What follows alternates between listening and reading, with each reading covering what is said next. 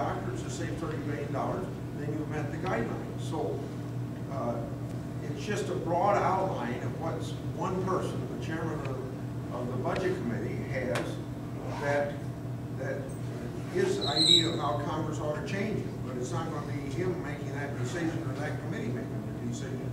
It's going to be another committee. I'll say one other thing and then I'll let you speak.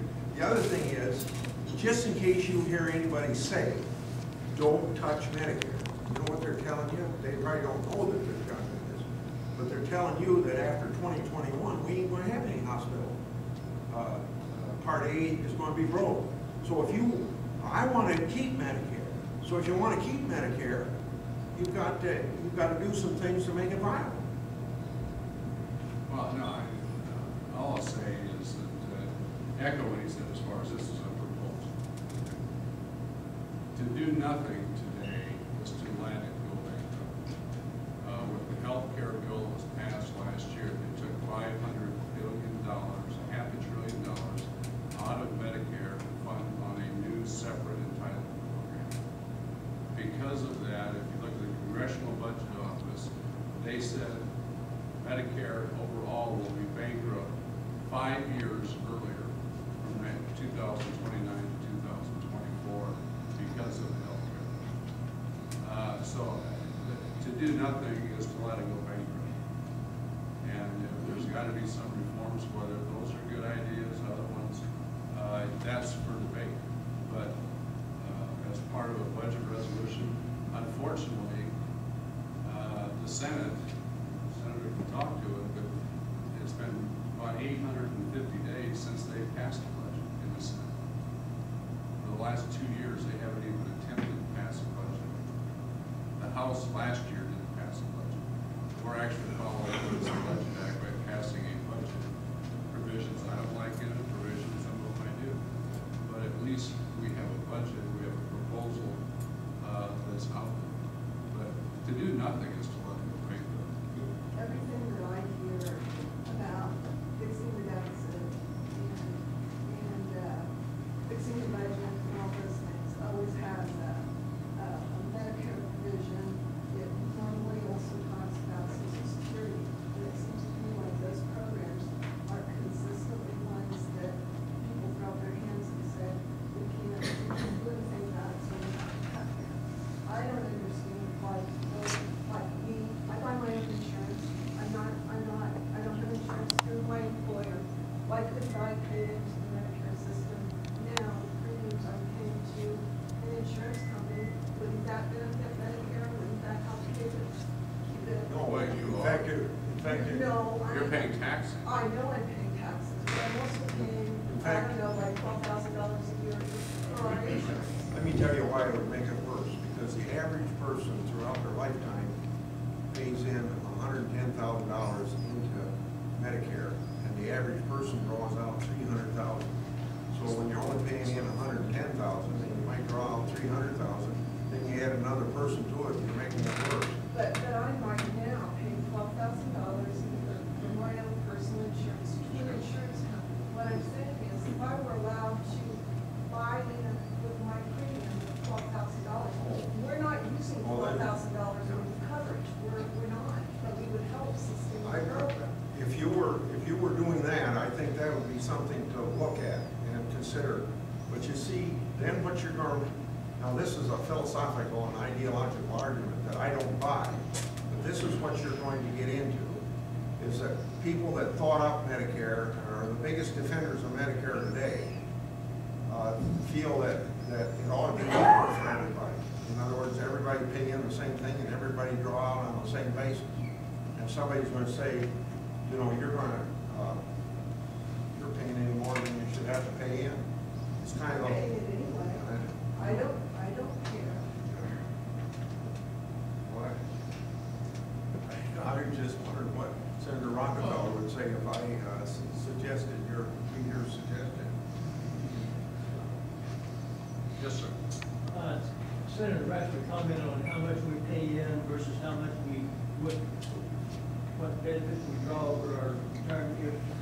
I hear this from time to time. Does that take into consideration what our payments into it would have earned in interest or dividends? I don't think so. Can you tell me? But I don't know what you mean by Okay, interest. you said I pay you $330,000.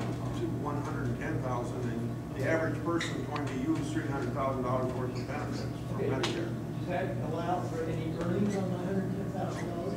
I don't think so.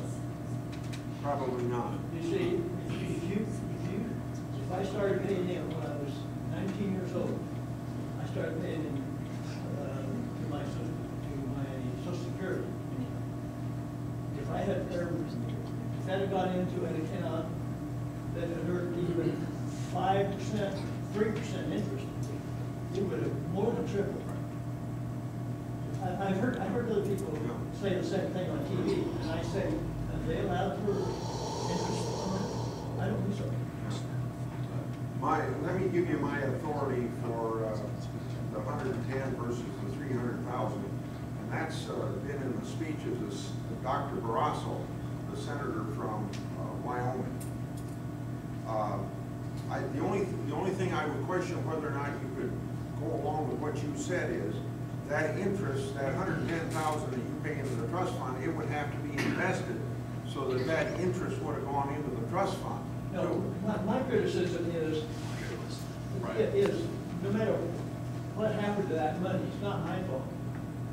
It's not a good comparison, because you put that much, $110,000 anywhere over a period of your lifetime, I'm an old banker. Every 10 years, it used to be your money doubled. Back when we were at 6%. Well, is your argument against Medicare then? Is that My what you're argument is against people who say you only paid in $110,000, you're going to take out $330,000. I think if I paid in $110,000 over 50 years of employment, I would have had an account. If it were invested, it would have been much more than $330,000. Okay.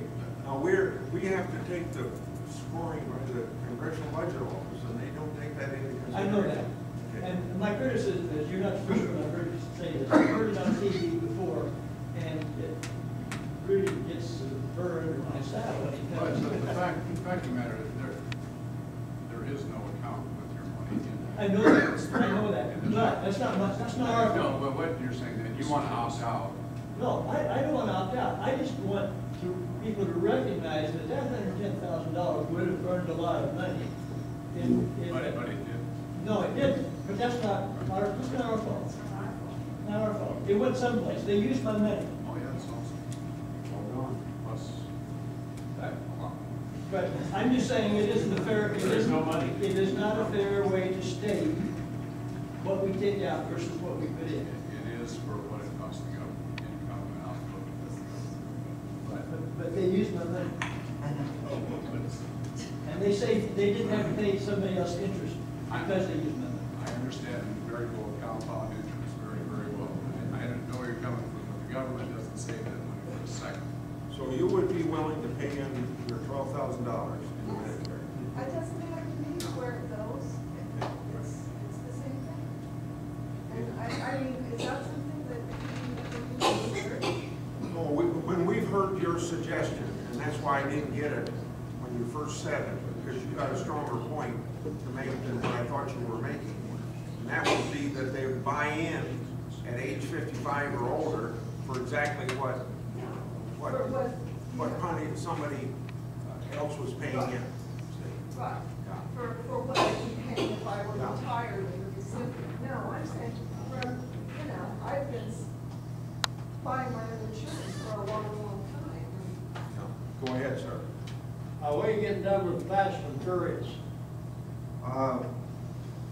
Well, today they announced that the correct. Explain. Oh, Fast and Furious is this program. Now, you're gonna think that this can't be the real world. But somebody in Washington, remember Washington is an island surrounded by reality. Somebody a year or two ago decided that we ought to allow people, our gun dealers, and even encourage our gun dealers to sell guns to people illegally that would in turn sell them and they get across the border into Mexico, and we'd help trace the guns, and we would get some drug kingpins. Well, Well, there was a lot of people in the department that was trying to tell them that ain't gonna work. And eventually their prophecy became true as a patrol agent by the name of Terry was murdered with one of these guns. So nobody was listening to them at the Justice Department, so they came to me in early January, and I started investigating this.